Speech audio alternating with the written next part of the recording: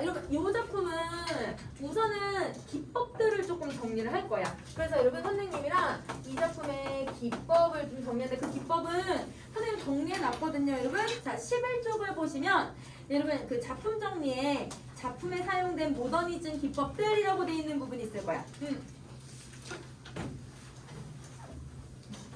자, 그 부분 보이니? 11쪽에 작품에 사용된 모더니즘 기법들. 그걸 선생님이랑 정리 한번 해보자. 여러분, 이 모더니즘이라는 건 1930년대에 유행했던 소설들인데요. 대표적인 작가가 박태원, 이상이야. 그럼 여러분 박태원이라고 하는 작가는 여러분 이 소설가 국어시의 일일이 수능에 한 번 나왔었고, 그 다음에 여러분 천변풍경이라고 하는 소설이 있는데 그건 수능에 3번이 나와요. 수능에만.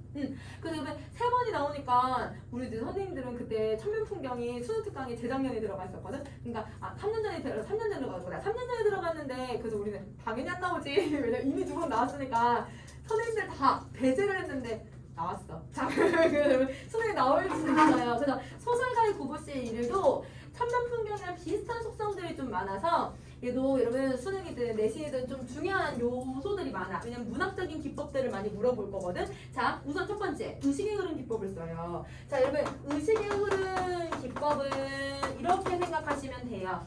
여러분 우리가 일반적으로 사건을 이야기할 때는 사건의 어떤 원인, 결과, 인과성에 따라서 서술을 하는데 의식의 흐름은 인과성 없이 서술을 하는 거야. 그럼 얘가 인과성이 없으니까 어떤 식으로 서술을 하냐면 그냥 내가 생각나는 대로 여과 없이 서술하는 방식이라고 생각을 해주면 돼. 여과 없이 서술을 한다. 자, 그럼 예를 들어볼게. 선생님이 주말 전에 이제 주말에 이제 내신 막 애들 1, 2학년 애들이랑 나도 이거 공부 이제 선생님도 수업 준비를 하잖아요. 하면 그 수업 준비를 막 하면서 이러면 공부를 막 하는데 아무리 공부를 해도 시간이 얘들아 이거 빨리 안 끝나는 거야. 그래서 이러면 왜 이렇게 빨리 안 끝나냐. 그래서 이제 새벽 한 4시쯤이 됐어. 새벽 4시쯤 되니까 아이씨 잠은 다 잤다 해가지고 내가 도대체 뭘 하길래 이렇게 시간이 안 갈까? 공부하면서 내가 타임레스를 한번 해봤거든? 딴짓을 많이 하더라. 선생님이 그걸 봤는데 정말 딴짓을 많이 하더만 내가. 그래서 여러분 중간에 한번 핸드폰도 한번 봤다가 여러분 또 이제 공부하면서 여러분 선생님 또 뭐 하냐면 커피 한 잔 또 마셨다가 어디 가서 또 학원에 뭐 이것저것 둘러보다가 또 앉아가지고 또 이거 하면서 또 컴퓨터 한 번쯤 이렇게 봤다. 진짜 딴짓을 많이 하더라고요. 집에 늦게 가는 이유가 있어요. 그래서 여러분 선생님 맨날 집에 늦게 가서 정원님 맨날 집에 좀 빨리 좀 들어가라고 여기서 이제 잘판이라고 하면서 여기서 자긴 해 선생님이. 그래서 자고 집에 가서 씻고만 오거든 지금 요새. 진짜 여기 소파에서 그냥 자 선생님. 그래서 소파에서 이렇게 자고 그 다음에 내가 집에 가서 춥지 않으니까 그냥 여기서 잤다가 집에서 씻고 그리고 다시 학원을 또 오는 거야. 그래서 맨날 그런 생각을 하고 있으니까 그래서 내가 지금 정말 쓸데없는 짓을 많이 하더라고요. 근데 쓸데없는 짓을 많이 해. 그러니까 그걸 하면서 이거를 만약에 소설로 만약에 풀어서 썼다면 이해은은 5시까지 공부를 했다. 이것만 설명을 할 거야. 근데 너무 늦게까지 안 끝났다. 그냥 원인 결과로만 소설을 쓸 거거든. 근데 이거를 만약 의식의 흐름 기법의 소설이었다면 어떤 식으로 쓰냐면 내가 지금 난소공을 공부를 하는데 갑자기 핸드폰에서 뭘 찾아보고 싶어졌다. 핸드폰을 보았더니 근데 누가 인스타를 들어가 봤더니 누가 뭘 하고 있더라. 갑자기 얘들아 내가 하고 있는 의식을 그대로 다 서술하는 거지. 그러니까 여러분 얘는요 인과성이라는 건 하나도 없어요. 그래서 여러분 시간의 흐름이라는 것도 거의 없어요. 근데 이게 내 머릿속에 있는 거를 다 설명을 하려면 그러면 적어도 얘들아 무슨 시점일 때 얘를 써야 될까? 나를 다 알아야 이걸 쓸 수 있지 않을까? 그럼 무슨 시점일 때 얘를 써야 돼요? 1인칭 주인공 시점이나 전지적 작가 시점에서만 얘를 쓸 수 있어요. 그래서 여러분 의식의 흐름 기법은 전지적 작가 시점이거나 아니면 1인칭 주인공 시점일 때만 사용이 가능해요. 그래서 여러분 요거는 선생님 거기다 안 써놨어요. 얘들아 의식의 흐름에다가 전지적 작가 시점하고 1인칭 주인공 시점에서만 나타난다. 그래서 여러분 이상이라고 하는 사람은 1인칭 주인공 시점을 가지고서 자기 내면을 계속 성찰하면서 글을 쓰는 사람인 거고 소설로. 박태원은 전지적 작가 시점을 통해서 얘들아 사람들이 뭐 하면서 다니는지를 관찰하면서 다니는 사람인 거고. 그래서 여러분 조금 의식의 흐름이 다르다라고 생각해 주시면 되고요. 그 다음에 두 번째는 이 작품은 몽타주 기법을 사용을 해요. 여러분 우리 그 범죄 영화나 아니면 얘들아 실제로 이제 경찰관 가면 여러분 우리 경찰서 가면 여러분 이렇게 범죄 몽타주들 이렇게 그려져 있잖아요. 근데 그 몽타주 어떻게 그려요? 눈을 한 수백 개를 막 보여줘. 눈 모양을 한 여러 개만 보여준 다음에 이거 비슷한데 여기 조금 더 키워주세요. 아니면 여기 눈 점을 찍어주세요. 뭐 이런 식으로 얘기하고 코 얘들아 그림도 한 몇백 개를 보여준 다음에 이거 이렇게 비슷한 걸 고르게 해서 얼굴을 눈, 코, 입을 짜깁기를 하는 거잖아. 그러면 여러분 이 몽타주 기법도 지금 설명 읽어보시면 아시겠지만 한 시점에서 여러 곳의 상황을 동시에 나열을 해. 그리고 과거에 대한 연상에 따라 내면 의식이 단편적으로 그냥 두서없이 서술을 되는 거니까 이거는 의식의 흐름 기법을 통해서 이거 생각했다가 이거 생각했다가 이거 생각했다라는 것을 짜깁기 해서 서술하는 거구나 이렇게 생각하면 돼. 그래서 얘는 몽타주 기법은 의식의 흐름을 통해 여러 개를 짜깁기 해서 서술하는 방식이라고 이해하시면 돼요. 그러면 요거는 여러분 이 몽타주 기법을 사용하여 이렇게 수능에 나오지는 않아. 근데 얘는 어떤 식으로 이제 나오냐면 여러분 요렇게 말을 풀어와서 보기 형태로는 줄 거야. 그러니까 보기 형태로 줘서 그거를 이해할 수 있는지 찾아낼 수 있는지는 물어볼 수 있죠. 그래서 이렇게는 정리를 할게요. 자, 그 다음에 여러분 세 번째는요. 고현학적 기법인데요. 여러분 이 기법은 박태원이 너무 유명해. 그래서 천만평경이 3번이나 수능에 나왔다고 했잖아. 그 3번 수능 문제 모두 다 요 내용을 무조건 물어봤어. 그래서 그 정도로 이 사람이 얘기가 제일 유명한데요. 뭐냐면 정리해보자.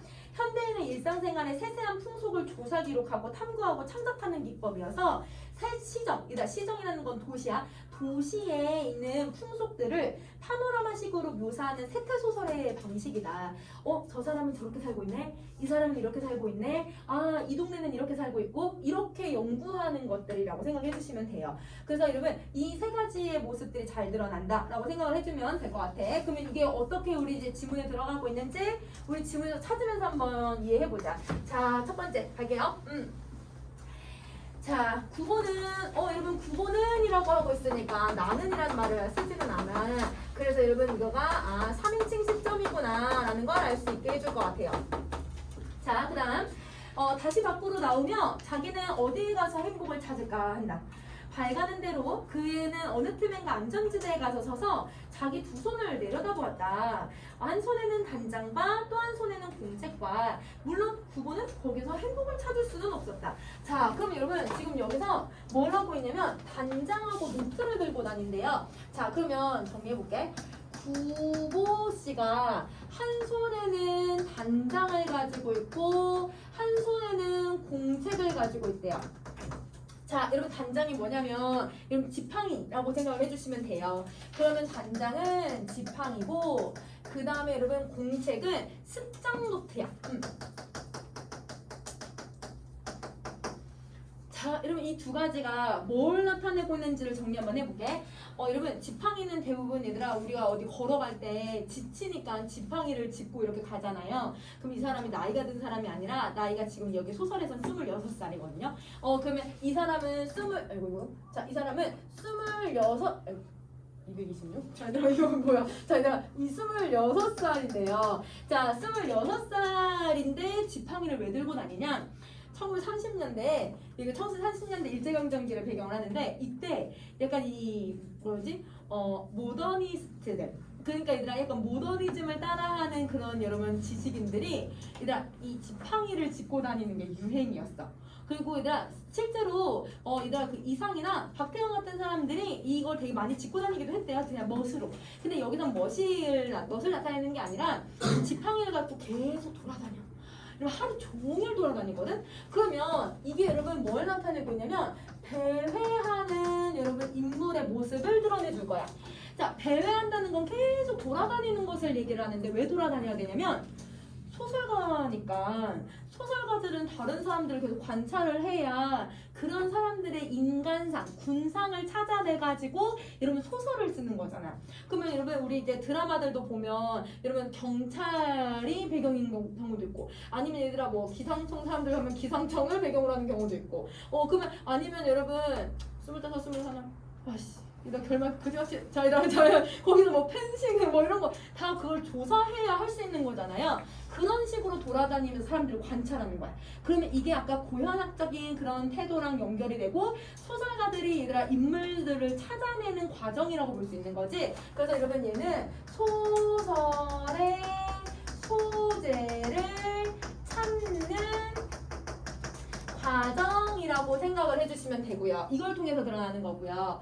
자, 습작 노트라고 하는 것은요. 여러분 습작 노트라고 하는 건 여러분 당연히 기록하는 거지. 기록. 그래서 여러분 이거는 소설의 소재를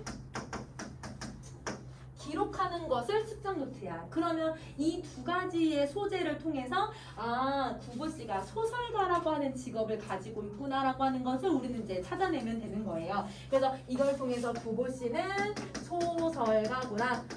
근데 여러분 이 소설가인데 26살이잖아. 근데 여러분 박태원이라고 하는 작가가 이 작품을 쓸 때 나이가 26살이거든?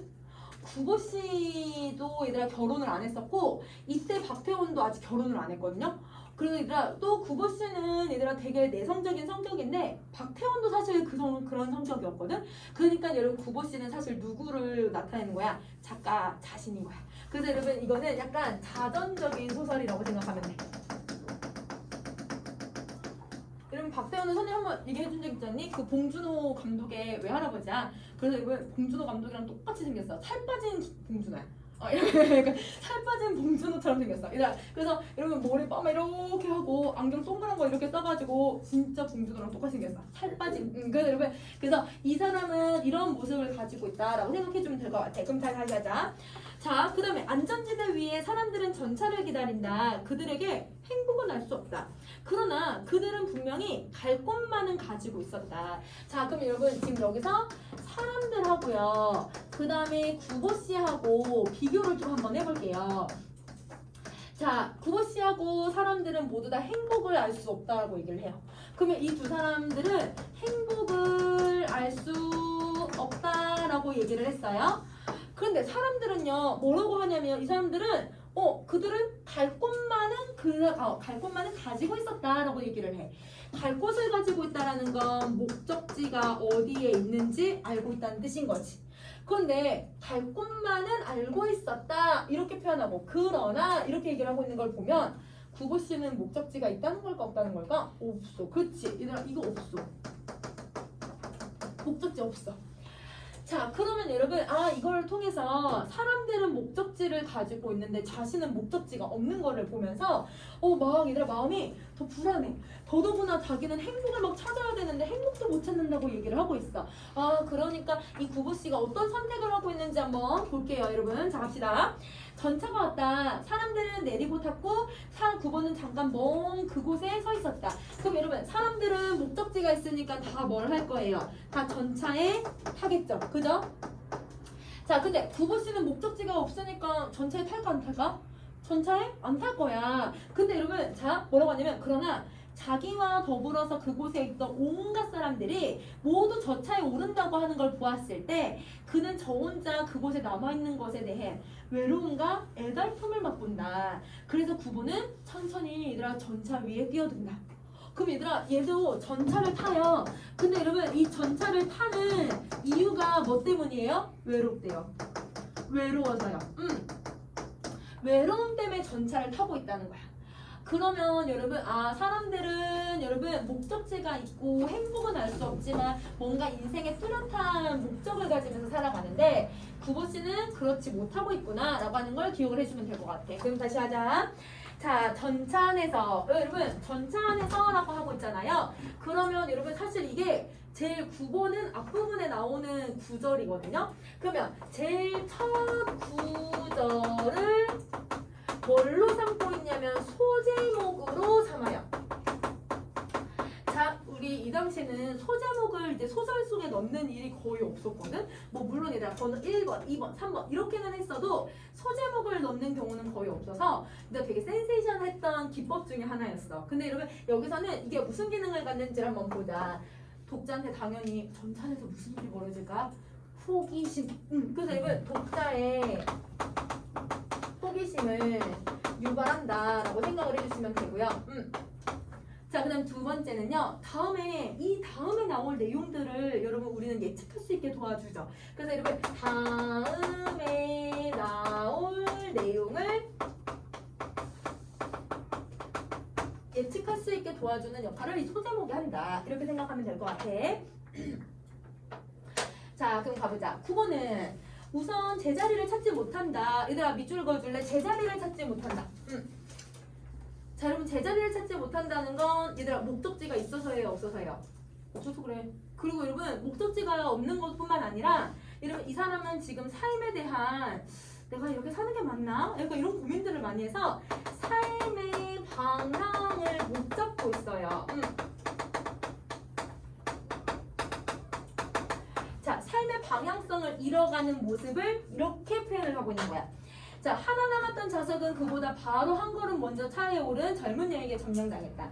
그분은 찬천대 가까운 구석에 가서 자기는 대체 이 동대문행 열차를 어디까지 타고 가야 될까? 얘들 어디까지 타고 가야 될까? 이것도 뭐가 없는 거야? 목적지가 없고 방향성을 계속 잃은 모습을 보여주는 거야. 자, 그래서 대체 어느 곳의 행복은 자기를 기다리고 있을 것인가를 생각한다. 자, 다시 밑줄 그어줘. 행복은 자기를 기다리고 있을 것인가를 생각한다. 얘들아, 우리 행복은 어디 있어요? 여러분은 행복이 어디 있다고 생각을 하세요? 여러분의 행복이 어디에 있니? 행복은 그냥 내가 만족하면 되지.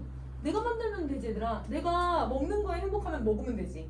내가 얘들아 행복한 게 내가 얘들아 공부는 없겠지? 자, 얘들아 공부하는 게 행복하다고 하면 공부하면 되지. 내가 얘들아 뭔가 예쁜 자연을 보면 예쁜 행복감을 느껴? 예쁜 자연 보면 되지. 아까 1학년 애가 이렇게 이제 계단 타고 내려갔는데 내가 이제 옆에 이제 불을 켜려고 이렇게 나갔는데 걔가 이제 끝나가가지고 계단을 내려가면서 노을을 계속 사진을 찍고 있는 거야. 너무 귀여운 거예요. 1학년 애가 이렇게 사진 찍고 있는 게 너무 귀여운 거야. 아, 쟤는 되게 되게 아직 순수하고 너무 예쁘다. 이렇게 했는데 걔는 그 순간 되게 행복했을까? 그럼 얘들아 행복하라는 건 자기가 만들면 되지. 근데 이 사람은 뭐라고 얘기를 해? 행복의 자기를 기다려줘. 자기는 얘들아 어떻게 하냐면 행복은 자기를 기다리고 있을 것인가라고 얘기를 해. 내가 찾아가는 게 아니라 행복이 기다린다고 표현을 해요. 그러면 여러분 이 말은 뭐냐면 행복에 대해 자기가 능동적으로 찾아가려고 하는 게 아니라 행복이 와주기만을 바라는 거지. 그러면 이거를 수동적인 모습을 보여주고 있는 거고, 자, 수동적인 모습뿐만 아니라 소극적인 모습을 보여줘요.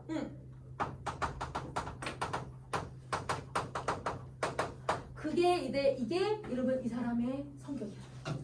여러분 이게 여러분 구보 씨의 성격이에요. 그래서 여러분 이 작품은 구보 씨가 되게 낯설고 낯가림도 되게 심하고 내성적이고 소극적이고 여러분 이런 수동적인 부분이 있는데 바로 이런 부분에서 이런 걸 느껴. 그러니까 이 사람은 한 번도 이제 행복을 잘 못 느낄 거야.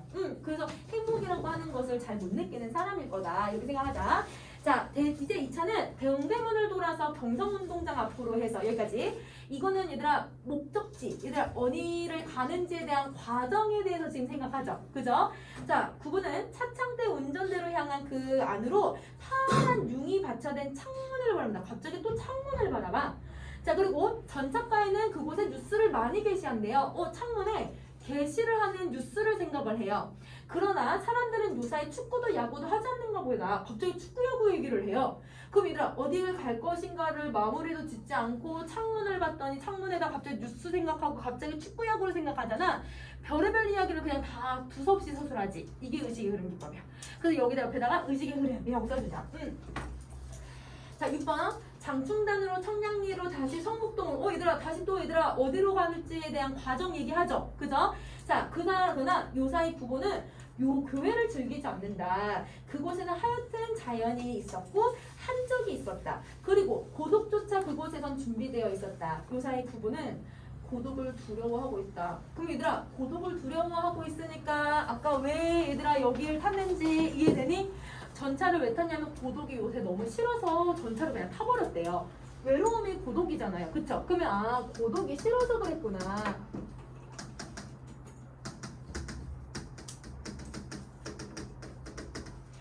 고독이 싫어서 이런 행동을 했구나. 여러분 그 행위의 타당성을 상황을 이해하시면 돼요.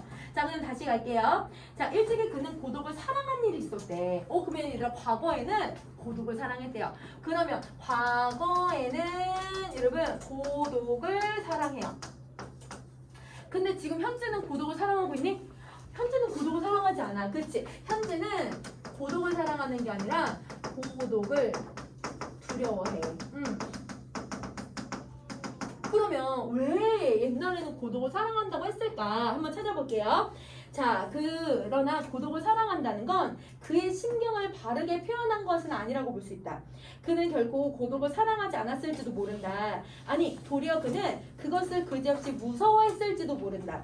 그러나 그는 고독과 힘을 겨루어서 결코 그것을 이겨내지 못했다. 그럴 때 구보는 차라리 고독에게 몸을 떠맡겨 버리고 스스로 자기는 고독을 사랑하고 있다고 고이 사람들 앞에서 꾸며왔을지 모른다.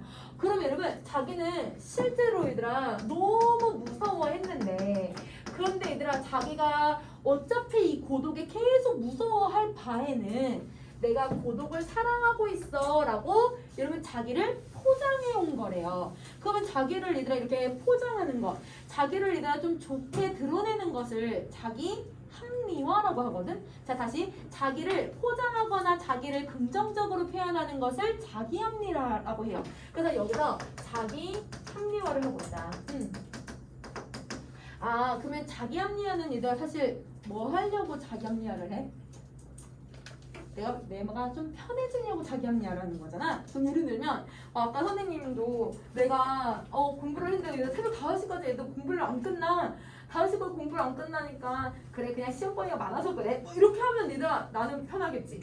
근데 얘들아 시험 준비는 막 제대로 안 된 것 같고 마음은 불편한데 얘들아 그래 많아서 그래 괜찮아 이러면서 나를 포장을 해버리면 내 마음만 편한 거지 그 순간은. 그러면 여러분 내 마음이 편해지는 거니까 사실은 내 마음을 위로해 주려고 내 마음을 위안을 삼으려고 그 고독함이 너무 싫어서 고독한 내 자신을 위로해 주려고 자기 합리화를 했다. 이렇게 생각하시면 돼요. 자, 그럼 다시 할게요. 자, 표지급쇼 차장이 그 앞에 왔다. 근데 여러분 이거는 누가 얘기하는 거예요? 차장이 얘기하는 거잖아요. 근데 이 작품은 인물들의 대화에 따옴표가 없어요. 그래서 여러분 이 작품 뒷부분에도 사실 나오는데 여기는 안 나온 이거밖에 안 나오니까 선생님 여기 할게요. 이 작품은 큰 따옴표를 사용하지 않아요. 자, 그러면 큰 따옴표를 사용하지 않는 이유는 그냥 얘들아 그냥 하나의 관찰, 하나의 서술인 것처럼 표현하려고 그래. 그래서 얘는 하나의 관찰이나 서술, 하나의 관찰이나 서술인 것 같은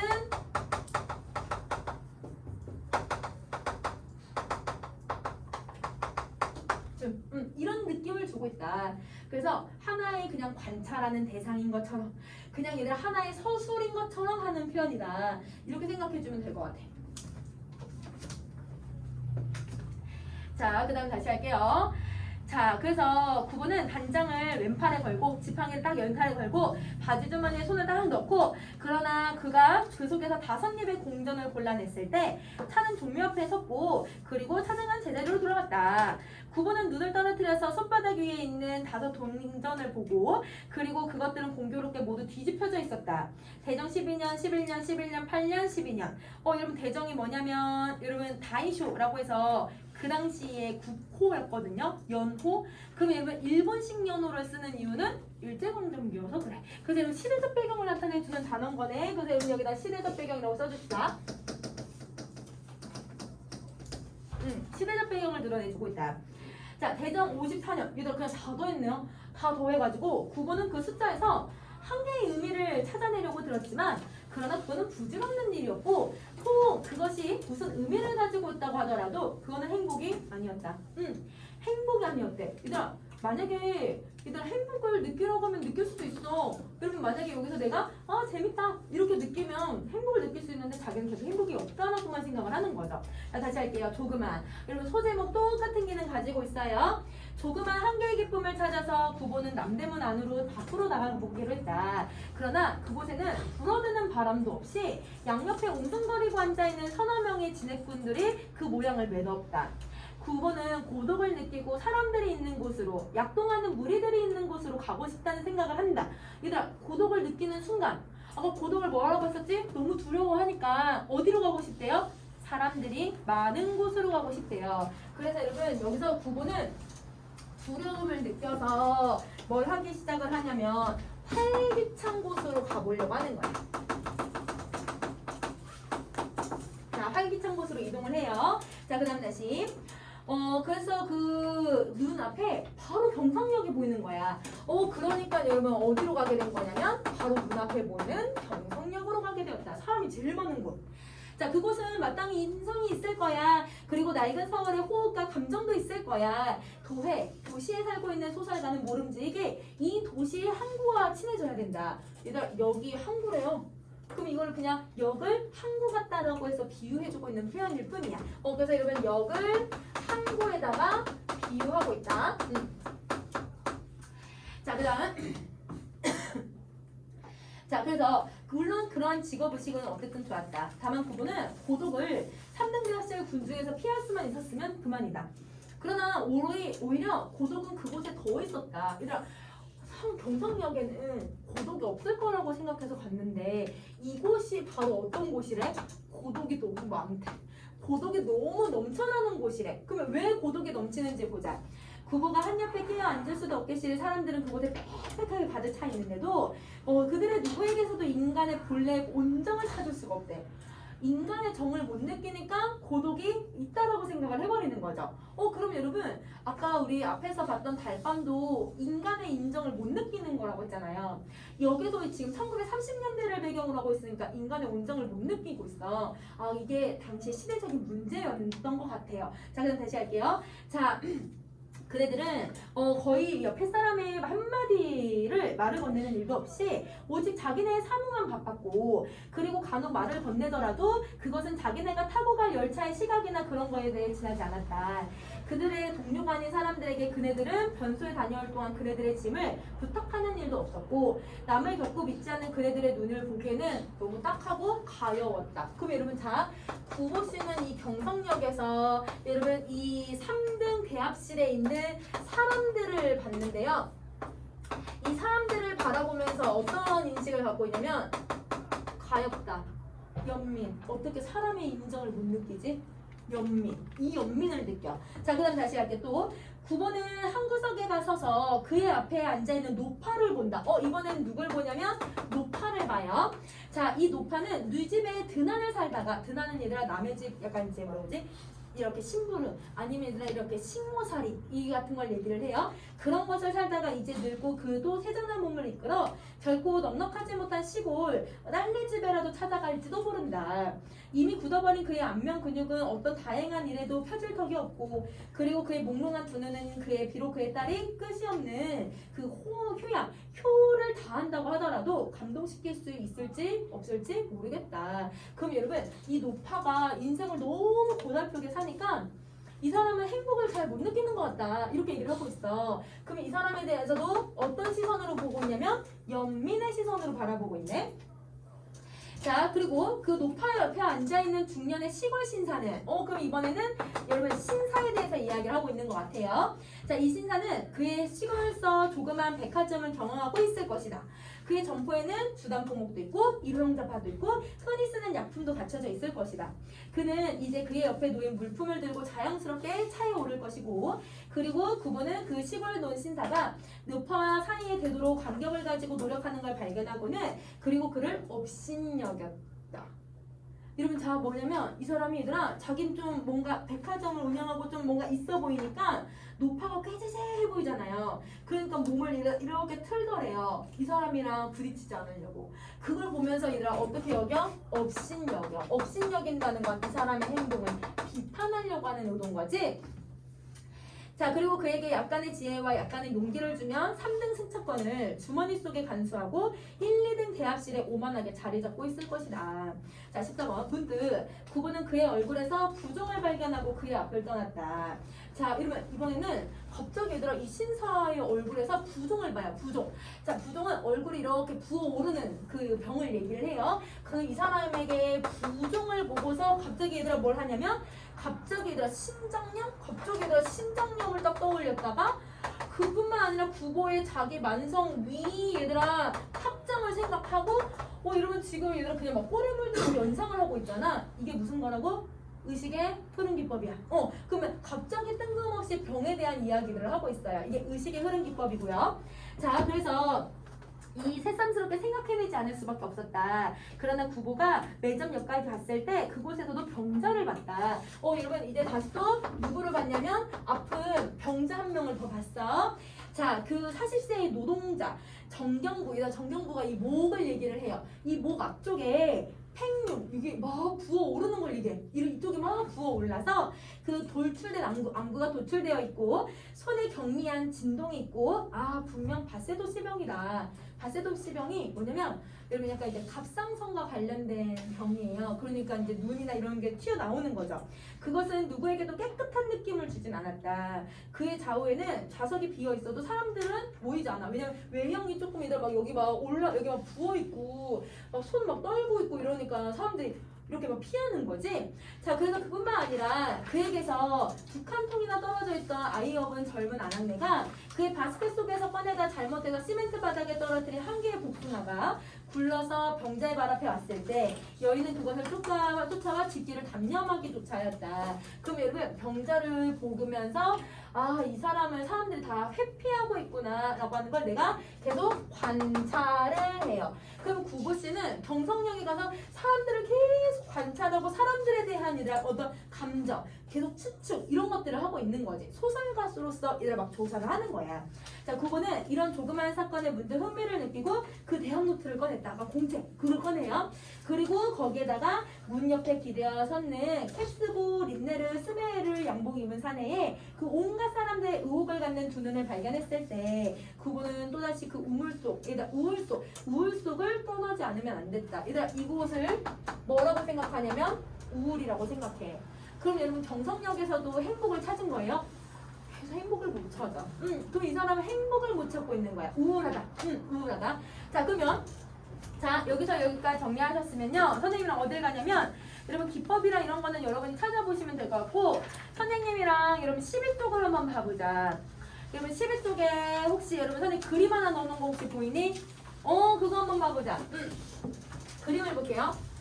자, 여러분 지금 그 그림을 보시면 여러분 혹시 여러분 보는 기준에서 7시 방향에 집이라고 하는 단어가 있을 거예요. 있어요? 여러분 그 집을 한번 봐주세요. 집에서부터 천변길부터 시작해가지고 아까 경성역까지 해가지고 얘들아 쭉 돌아서 다시 집으로 돌아오는 구조를 가지고 있는 거거든. 이게 하루 동안 다닌 거야.